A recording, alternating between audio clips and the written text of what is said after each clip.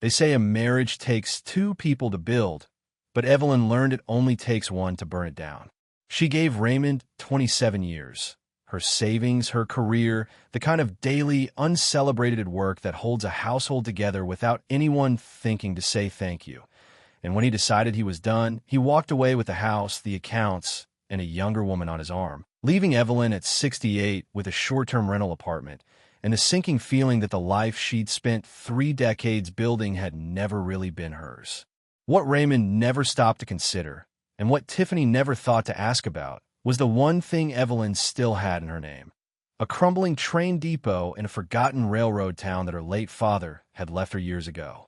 Nobody expected anything to be inside that building. Nobody looked. Before we jump back in, tell us where you're tuning in from. And if this story touches you, make sure you're subscribed, because tomorrow, I've saved something extra special for you. Evelyn Marsh grew up watching her father work. Harold Marsh was a railroad man. Not an executive, not a manager, just a man who showed up every day for 34 years to keep a small regional rail line running through the hill towns of western Pennsylvania. He wasn't given a long speeches or declarations of feeling. He communicated through action, through showing up, through the particular stubbornness of a person who believed that consistent, honest work left something behind in the world. Not always money, sometimes just the shape of a life that held its shape. When Harold retired in 1983, the railroad had already begun its slow contraction. The line shut down entirely 4 years later. The small depot in the town of Carver's Mill, where Harold had worked the longest stretch of his career, where Evelyn had visited him as a girl and watched freight cars come and go from a wooden platform bench, was sold to the county and quietly forgotten. But not by Harold. In 1987, he bought the building and the half-acre it sat on for $8,000. It was money he'd saved over years of skipping restaurant lunches and driving a rusted Dodge Long past the point where most people would have replaced it. He never explained to Evelyn exactly why he wanted it. When she asked, he said only that he liked knowing it was there. Harold died of a stroke in October 2003. He left Evelyn 2 things: the deed to the Carver's Mill Depot and a handwritten note on the back of an envelope that read, "Don't sell it before you really look at it." Evelyn was 44 at the time, 2 years into her marriage, occupied with a life that felt full and forward-moving. She kept the deed and the note, put them in a cardboard box with other documents she intended to sort through eventually, and didn't think about either of them for years. She had met Raymond Castillo at a professional conference in Philadelphia in 1996. He worked in commercial real estate and had the kind of easy confidence that comes from years of closing deals with people who need to be persuaded. He was attentive and funny and certain of himself without being obnoxious about it. Or at least that's how it read at the time. Evelyn was a licensed accountant with her own small practice in Bucks County. She had built it from nothing over 6 years, 2 clients at first, then 12, then a full book of work she was proud of. She was precise, reliable, and had a reputation for catching what other accountants missed. They dated for 2 years. She said yes when he proposed, and she meant it. The early years were good in the way early years often are, before the shape of a thing becomes clear, before patterns harden into permanent arrangements. They bought a house in Chester County, a large colonial that Raymond chose and Evelyn helped finance. She kept her accounting practice running through the first 7 years of their marriage, covering a steady portion of their household expenses and managing all of their personal finances. Raymond earned more, but her income was the consistent one, the floor everything else was built on.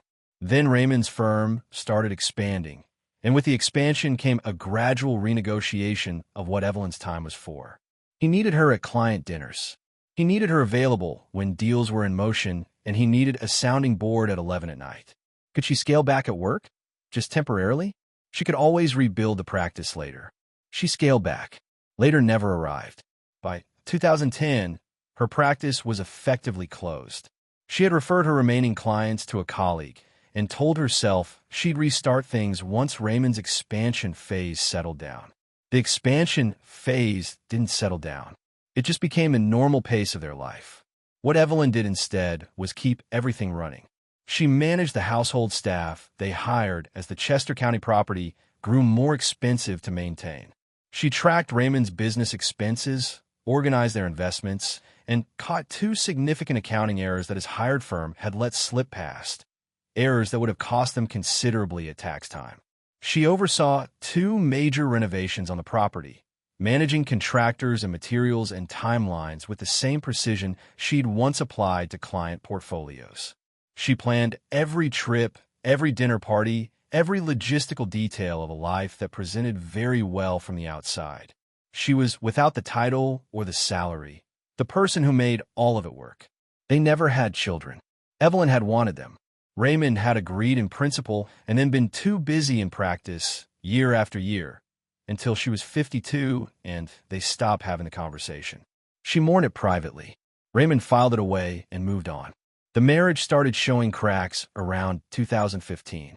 Raymond worked later than he used to, traveled to conferences that seemed to multiply each year, came home with a particular kind of distracted energy that felt different from tired, a restlessness that had somewhere else it was trying to get back to. Evelyn noticed. She told herself she was reading too much into it. She had always been careful about not manufacturing problems, about not being the woman who found suspicion in ordinary things. She hadn't manufactured anything.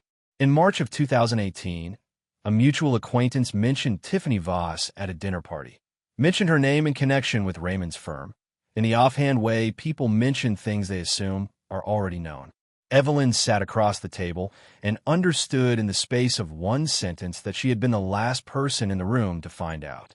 She drove home that night, sat down at the kitchen table of the house she had spent 22 years managing, and allowed herself to understand what she had been sensing for 3 years without letting herself fully see it. The divorce that followed took 14 months and cost her more than she had expected in every sense of the word. Raymond didn't deny it. That was the part Evelyn hadn't expected. She had prepared herself for deflection, for the kind of careful non-answers that someone with his experience in negotiation would naturally reach for. Instead, he sat down across from her at the kitchen table the following morning, looked at the surface between them rather than at her face, and said he hadn't been happy for a long time. Evelyn asked him how long. He said he wasn't sure. She asked about Tiffany. He said it had been going on for almost 2 years. She didn't cry. Not then. She sat very still and looked at the man she had been married to for 22 years and felt something shift in her chest. Not breaking exactly, more like a long, slow pressure finally giving way. She had known something was wrong. She had known for longer than she'd admitted to herself. The confirmation wasn't a surprise. It was just the moment when pretending was no longer an option. Tiffany Voss was 39. She worked in marketing for a development company Raymond had done business with for years. She was, by any fair accounting, accomplished and put together, and Evelyn found she couldn't sustain the anger of blaming her the way she half expected to. Tiffany hadn't made vows. Raymond had. Preparing and narrating this story took us a lot of time. So if you are enjoying it, subscribe to our channel. It means a lot to us. Now back to the story. Raymond moved out within the week. He rented an apartment in the city and was careful, through his attorney, to frame everything that followed as amicable. Evelyn hired Geraldine Walsh, a family law attorney from Harrisburg with a straight-talking manner and no patience for theatrics. At their first meeting, Geraldine told her to document everything, to feel nothing until the paperwork was signed, and to understand from the outset that equitable distribution in Pennsylvania was not the same as equal distribution. Evelyn was good at documentation. She started that afternoon. What she discovered, as the process moved forward, was that 22 years of uncredited labor was genuinely difficult to translate into legal standing. The work she had done, managing the household, overseeing the renovations, keeping Raymond's finances organized well enough that he never had to think about them, didn't appear on paper the way his salary did. Geraldine argued it effectively, presented it as the contribution it was, but courts work with what can be assigned a number, and much of what Evelyn had contributed resisted that. The settlement she received was not nothing. A cash payment, a share of 3 investment accounts, and her car. Geraldine had pushed and gotten more than the opening offer. But the Chester County house went to Raymond.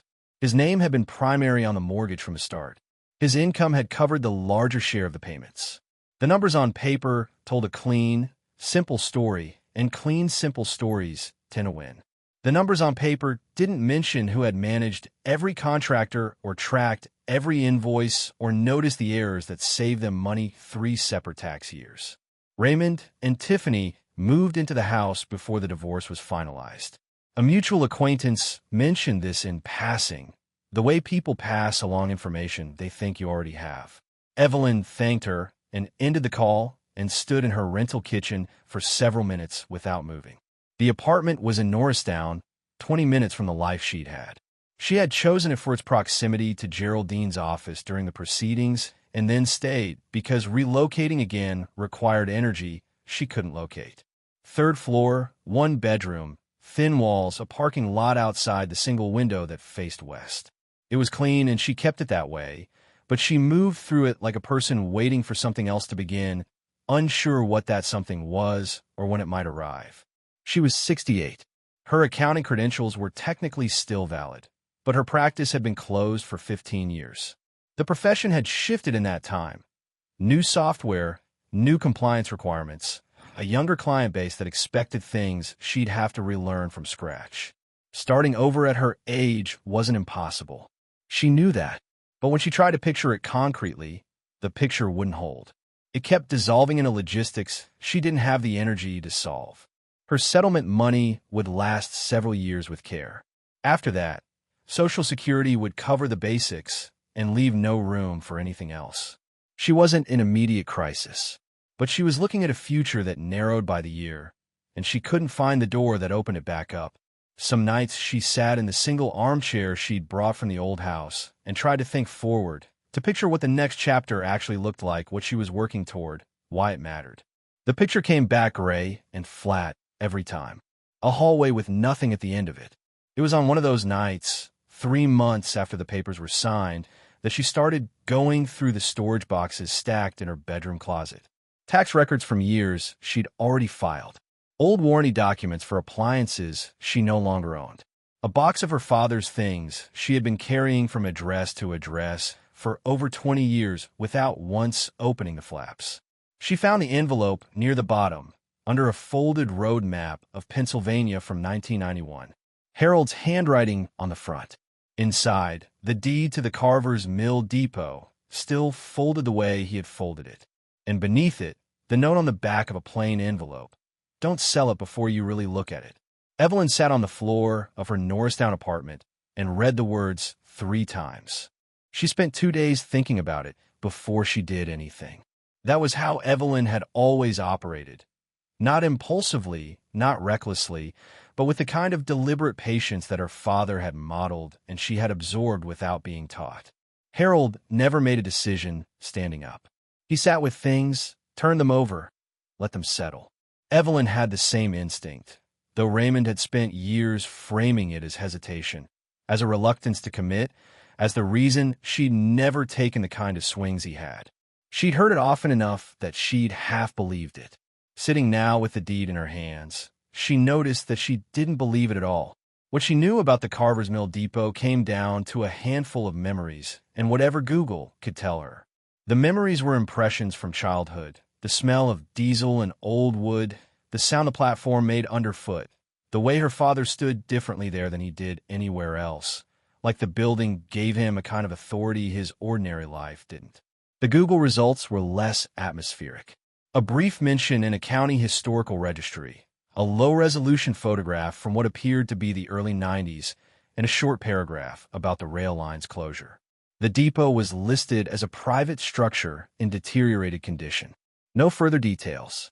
She called the Carver's Mill Township office on a Tuesday morning. A woman answered after 4 rings. Evelyn explained that she owned the depot property and asked whether anyone had been maintaining it or accessing it. There was a pause. "Honey," the woman said, "nobody's touched that building in 30 years." Evelyn thanked her, wrote down a few notes, and booked a bus ticket for Thursday. Carver's Mill was 90 miles from Norristown, tucked into a fold of hills in a part of the state where the towns existed mainly because the railroad had once needed them to. The bus dropped her at a gas station on the main road, which was the closest stop. A man named Dale, who ran a small landscaping operation out of a pickup truck, gave her a ride the last 4 miles when she explained where she was headed. He didn't ask many questions, which she appreciated. He did say, as she got out, that the property had been sitting empty since before his kids were born, and that she should watch her step around the back of the building where the ground went soft in wet weather. She thanked him and watched him drive away, and then turned to look at what her father had left her. The depot was a single-story structure of brick and timber, maybe 60 feet long, with a covered platform running the length of one side that faced the old track bed. The tracks themselves were long gone, pulled up for scrap, or simply reclaimed by the ground, but the raised gravel bed where they'd run was still visible through the weeds. The platform roof had partially collapsed at the far end, the remaining section sagging in the middle like a spine that had given out under too many years of weight. The brick walls had held better than the wood had. Most of them were intact, though decades of water damage had worked dark stains down from the roofline in long vertical streaks. The windows were boarded, most of them, though a few boards had pulled free and left gaps that animals had clearly used. The main door, a wide timber door on a sliding track that would once have rolled open to receive luggage and freight, was rusted in place, not quite closed, jammed at an angle that left the gap about 8 inches wide. Evelyn looked at the gap, looked at her suitcase, and set the suitcase down. She turned sideways and went through. The interior was a single large room, the original waiting area and freight space combined. The light coming through the boarded windows fell in thin strips across a floor covered in decades of debris. Dirt, bird droppings, shredded paper for what might have been an old bird nest, or just the slow disintegration of whatever had once been stored inside. There were remnants of old wooden benches along one wall, their legs intact but their seats long since rotted through. A ticket counter, built into the wall at the far end, still stood, its glass panel missing, but its frame solid. A cast iron wood stove sat in one corner, crusted with rust but structurally whole. The smell was deep and cold, the particular cold of a space that hadn't exchanged air with the outside world in a very long time. Evelyn stood in the middle of it and took stock. It was in bad shape. There was no softening that assessment. The roof held at the main section over the waiting area, but she could see daylight at the collapsed end through the gap in the interior ceiling boards. The floor was wood over a raised foundation, old growth timber planking that had survived better than she expected. Those sections near the collapsed end were clearly compromised, and she kept her weight toward the center. There was no electricity, no water, no plumbing. The boarded windows kept out most of the weather, but not all of it, and the gap at the far end of the platform roof had let water in long enough to do damage. She thought about Harold buying this for $8,000 in 1987. She thought about the note he'd written. She thought about the Chester County house where Raymond and Tiffany were currently living in the rooms she had managed for 22 years. She picked up her suitcase and brought it through the gap in the door. She wasn't leaving. Not yet. She needed to really look at it. Her father had been specific about that, and Harold Marsh had never asked her to do something without a reason. She just hadn't found the reason yet. The first night was the worst one. She had slept in uncomfortable places before. A lumpy mattress in a budget hotel during a work trip decades ago. The fold-out couch at a cousin's apartment the summer after college. The rigid guest bed in Raymond's mother's house that nobody ever complained about because his mother asked every morning if you'd slept well. But the depot floor was different. She cleared a section of it as best she could with a piece of board she found near the old ticket counter, sweeping debris into a corner with the methodical patience of someone who has decided not to think too far ahead. She spread the 2 blankets she'd packed over a section of plank floor near the cast iron stove, which she couldn't use because she had no wood and no matches, and lay down with her coat over her shoulders. The cold worked its way through the blankets by midnight. She lay still and let it, listening to the buildings settle around her.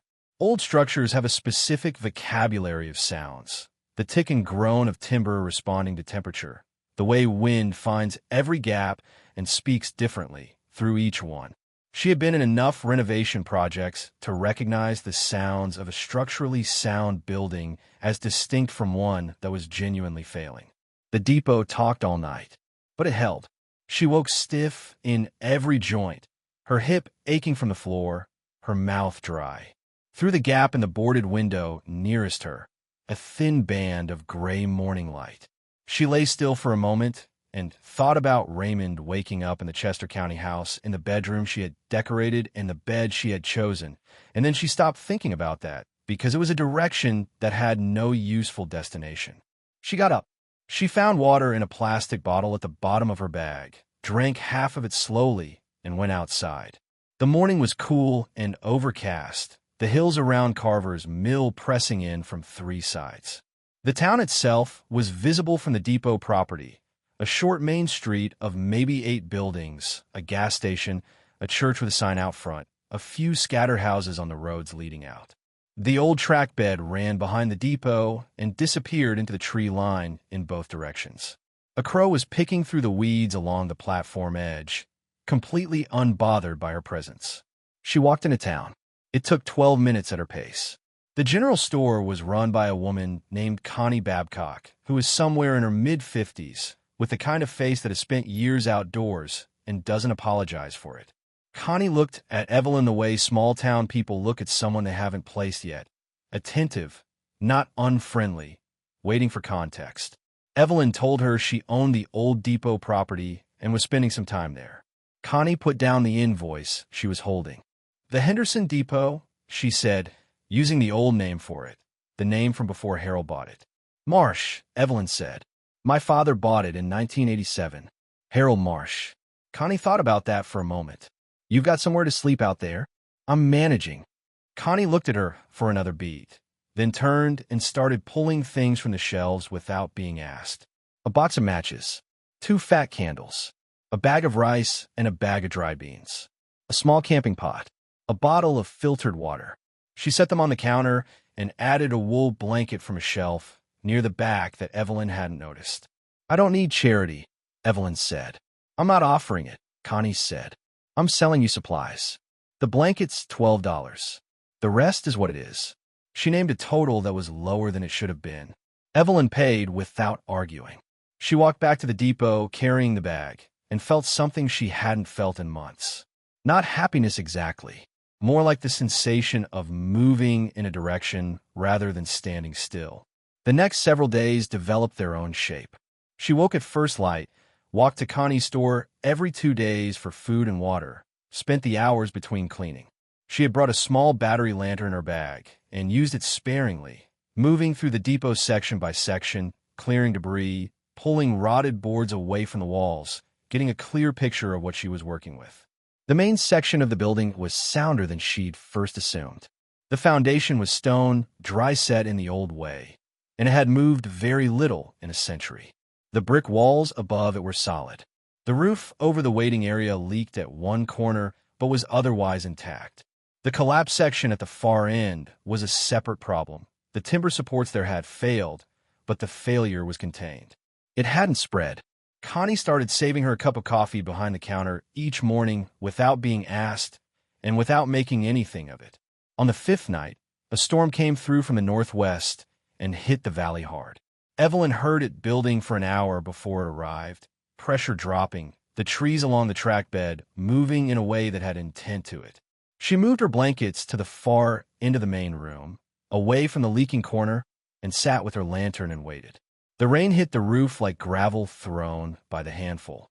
Thunder rolled through the hills, and the building shook but held. She sat with her back against the brick wall and watched the water come through the corner in a thin, steady stream, and followed it with her eyes as it ran across the floor toward the center of the room. It stopped at a section of flooring that sounded, when she had walked it earlier, different from the boards around it. Hollow in a way the rest of the floor wasn't. She had noticed it. She had told herself she'd look more carefully in daylight. She picked up her lantern and crawled across the floor toward the sound of the water.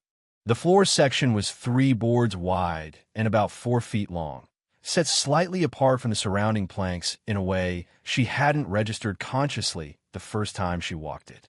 She had only registered the sound, that hollow resonance underfoot that was different from the solid thud of the rest of the floor.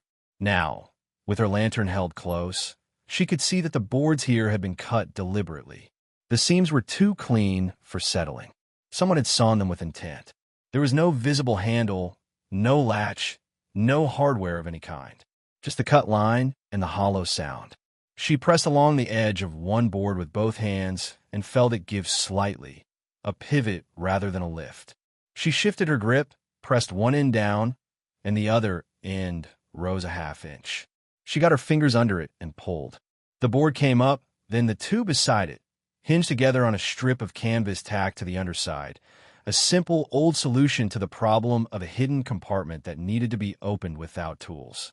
Below the boards was a void in the foundation, maybe 18 inches deep, the stone walls of it smooth and dry. The depot had been built on elevated ground, and the foundation had good drainage. Whatever was down there had been protected from the water that had troubled the rest of the building. Evelyn held the lantern over the opening and looked in. There were two items: a flat metal document case, the kind used for storing papers, with a simple latch closure. And beside it, wrapped in oilcloth tied with twine, a rectangular bundle about the size of a shoebox. She lifted out the document case first. The latch was stiff but not locked. She worked it open with her thumbnail and lifted the lid. Inside, in a clear plastic sleeve of the kind sold at office supply stores, was a letter. Harold's handwriting, the same deliberate print from the envelope note, written on 2 sheets of plain white paper. Evelyn, if you're reading this, you came back to look at it like I asked. I knew you would. You were always the one who paid attention. She sat back on her heels and read. Harold had discovered the depot's secret 6 months after he purchased it, while doing a basic survey of the building before deciding what repairs to tackle first.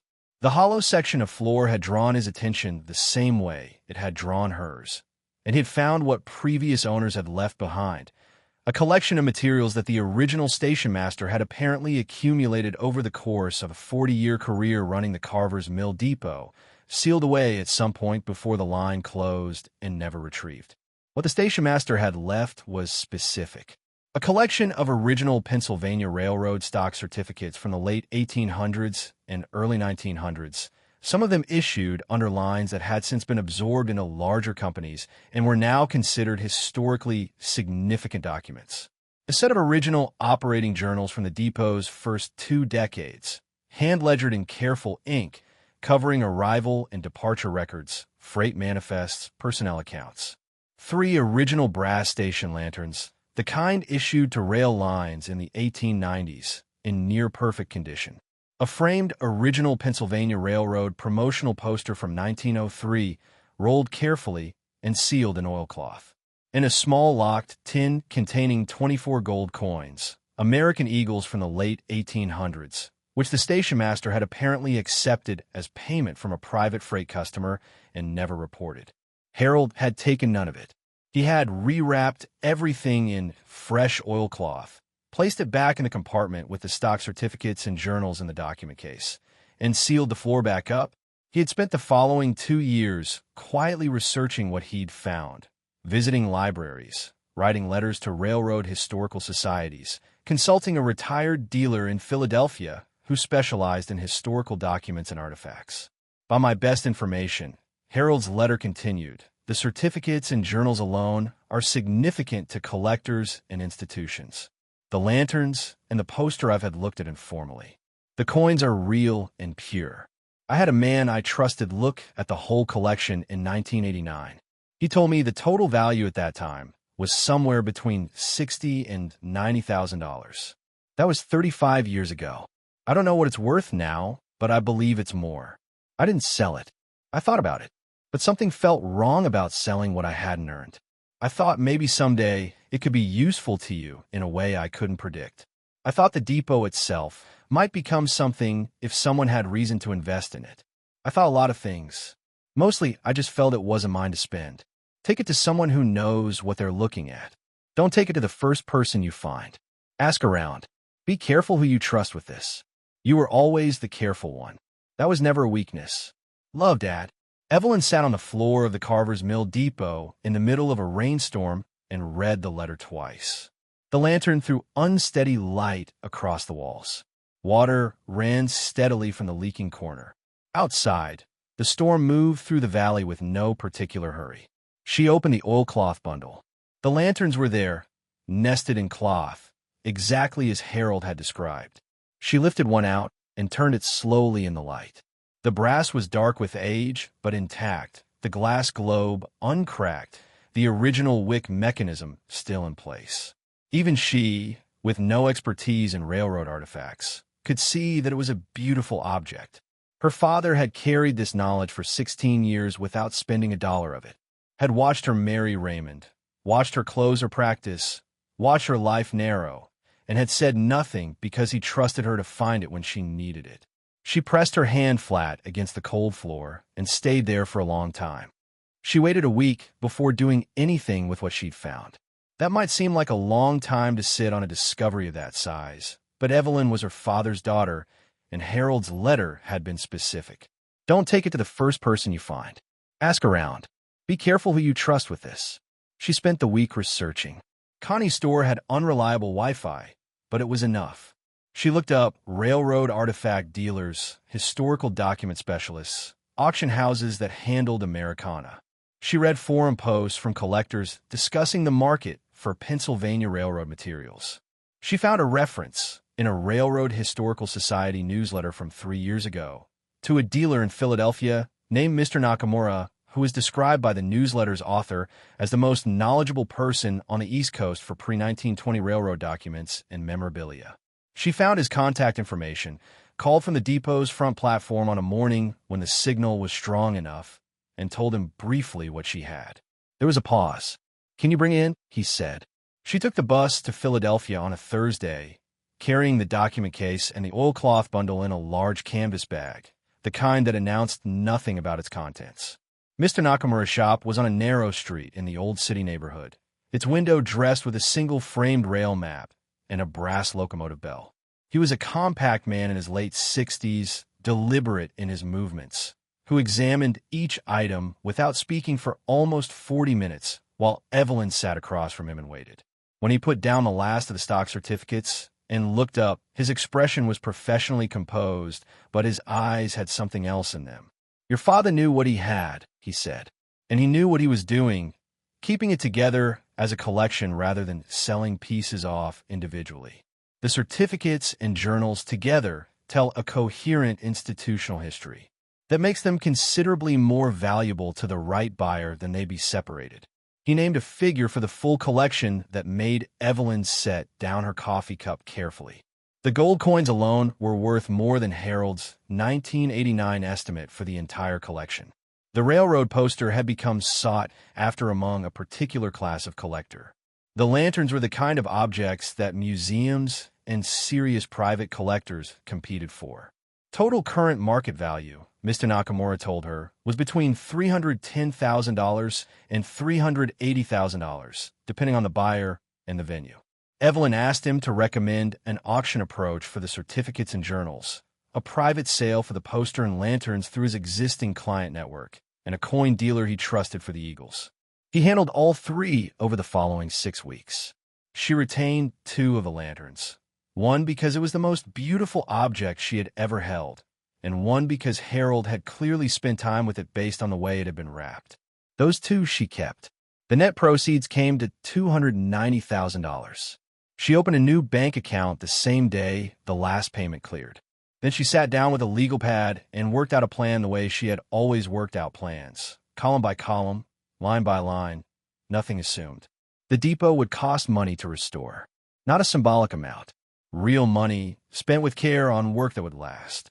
She budgeted $95,000 for the structure itself, roof repairs, the collapsed platform section, windows, foundation waterproofing, electrical installation, plumbing brought in from the town line. Another $40,000 for the interior, which she planned herself, drawing on the renovation experience she'd accumulated over 22 years of managing a large property. She knew how to read a contractor's bid. She knew where costs inflated unnecessarily and where cutting corners created problems 6 months later. She hired carefully and checked every invoice. She also hired an attorney to review the property deed and establish clear title. It was clean. Harold had paid the property taxes without interruption until his death, and Evelyn had continued them automatically from his estate account without fully registering what she was paying for. The depot and its half-acre were entirely, unambiguously hers. The work took 4 months. Evelyn stayed on the property throughout. Moving into a second-hand camping trailer, she parked on the gravel lot beside the depot while the interior was under renovation. Connie lent her an extension cord for electricity. She ate well, walked the property every morning, and spent her days either overseeing the work or learning from a retired contractor named Walt Briggs, who'd taken the job partly out of curiosity about what she was building, how the structural elements of the depot actually functioned. Walt was 71, had been fixing old buildings his entire working life, and had opinions about everything, most of them correct. He called her Miss Marsh, and she called him Walt, and they developed an efficient working rapport that occasionally felt like friendship. The finished depot was not what anyone expected. Evelyn hadn't tried to make it look new. She'd made it look like what it was, a 19th century railroad building that had been treated with respect and given back its integrity. The brick was cleaned, not painted. The timber was repaired with period-appropriate wood, not replaced wholesale. The interior kept the original proportions of the waiting area, the ticket counter restored and repurposed as a kitchen bar, the wide plank floor sanded and sealed, the cast iron stove cleaned and returned to working condition. New windows matched the original profiles. The platform was rebuilt to its original length and covered with a new timber roof that matched the old one's pitch exactly. It was, when the last contractor's truck left, a genuinely beautiful building. Evelyn stood on the platform on a September evening and looked out at the old track bed, now a grassy corridor through the trees, and felt something she hadn't expected. Not relief, not vindication, just a clean, uncomplicated satisfaction. The kind her father had probably felt every morning he drove to this place and put his hand to work he believed in. She was home. Word got around, as it does in small towns, faster than Evelyn had anticipated. The local paper in the nearest larger town ran a short piece in October about the depot restoration, prompted by a tip from someone in Carver's Mill who had watched the work progress with growing curiosity. The piece was brief and factual. A historic rail depot restored to working condition by its private owner. Photographs taken on a clear morning that showed the building at its best, the brick warm in the autumn light, the platform straight and solid, the gardens Evelyn had planted along the track bedside, just beginning to establish themselves. The article mentioned her name and the fact that she had moved to the property from the Philadelphia suburbs. A regional lifestyle magazine picked up the story 2 weeks later and ran a longer version with better photographs. Then a sustainable living blog featured the property in a post about adaptive reuse of historic structures. Each piece linked to the others, and the cumulative effect was a small but steady stream of people who drove out to Carver's Mill to look. Evelyn didn't mind the attention. She had spent too many years trying to stay invisible in someone else's life to feel precious about being seen in her own. She talked to people who stopped by, answered questions honestly, and twice invited small groups of women who'd driven out together to sit on the platform and have coffee. Those visits had a quality to them she hadn't planned for. Something in the combination of the place and her story, shared without embellishment, that seemed to give other women permission to talk about things they'd been carrying privately. Sylvia came on a Tuesday in November, alone, having driven 2 hours from her home outside Allentown. She was 64, recently separated after 38 years of marriage, and sat on the platform bench for 90 minutes, talking with a frankness that surprised even her. She told Evelyn she hadn't spoken to anyone about the separation honestly. Only performed being fine. You don't seem fine either, Evelyn told her. You seem like someone who just stopped performing. Sylvia laughed, startled. That's exactly what it feels like. She came back the following Tuesday with 2 women she knew. Dolores, 71, whose adult son had cut contact after a dispute over money, and Harriet, 67, 2 years out of a divorce she described as a financial dismantling. The 3 of them sat with Evelyn around the wood stove and talked for 3 hours while the November wind moved through the valley outside. Nobody gave advice. Nobody tried to fix anything. They just talked and listened and let the building hold them. It was on a Friday morning in late November, 3 weeks after Sylvia's first visit, that Evelyn looked up from the garden bed she was clearing and saw a car she recognized turning off the main road. The car was a black SUV, the same model Raymond had driven since 2019, but newer. He had always replaced them on a 2-year cycle. She watched it come down the gravel track toward the depot and park near the old platform steps, and she set down her trowel and stood up straight. Raymond got out first. He was 71, trimming a way he'd always been disciplined about, his hair gone fully gray in the years since she'd last seen him. He looked at the depot building with an expression she couldn't immediately read, something between surprise and a calculation he was trying not to show. Tiffany got out from the passenger side, dressed in the kind of country casual that required effort, looking at the property with wide, appraising eyes. Evelyn walked toward them at a normal pace. She felt her heart rate lift slightly and then steady itself. She had imagined this encounter in various forms over the previous months. The reality of it was somehow less dramatic than any version she'd rehearsed and entirely manageable. "Evelyn," Raymond said. He smiled in the careful way of a man who has thought about how he'd look doing it. "Raymond." She stopped a few feet from him. "This is a long drive. We saw the articles." He glanced back at the depot. "This is extraordinary. What you've done here." "Thank you." Tiffany was looking at the platform, the garden beds, the restored windows. She turned back with a smile that worked hard. "It's incredible. We had no idea you had this property." Evelyn looked at her steadily. "No, you didn't."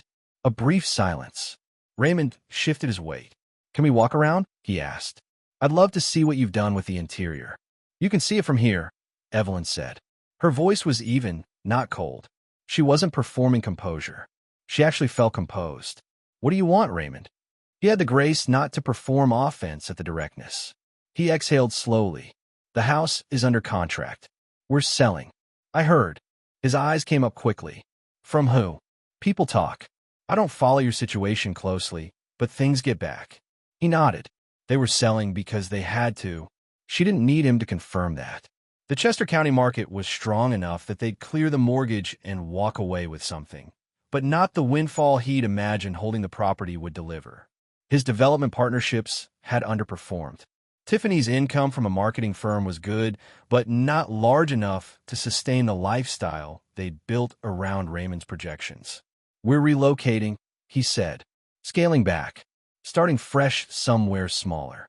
"That sounds sensible." Another silence. Tiffany spoke. "We thought maybe, given everything, you might want to be in contact again. Stay connected." Evelyn looked at her, then back at Raymond. She understood the sentence completely. Not the words of it, which meant very little, but the structure underneath it.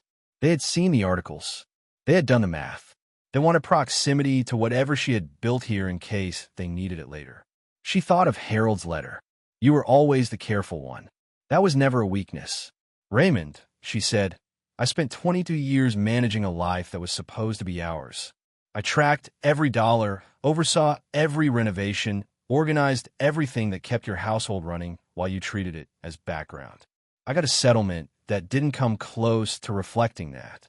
You moved your girlfriend into the house before the papers were signed." She paused. "I don't carry anger about any of it anymore, but I also don't carry obligation."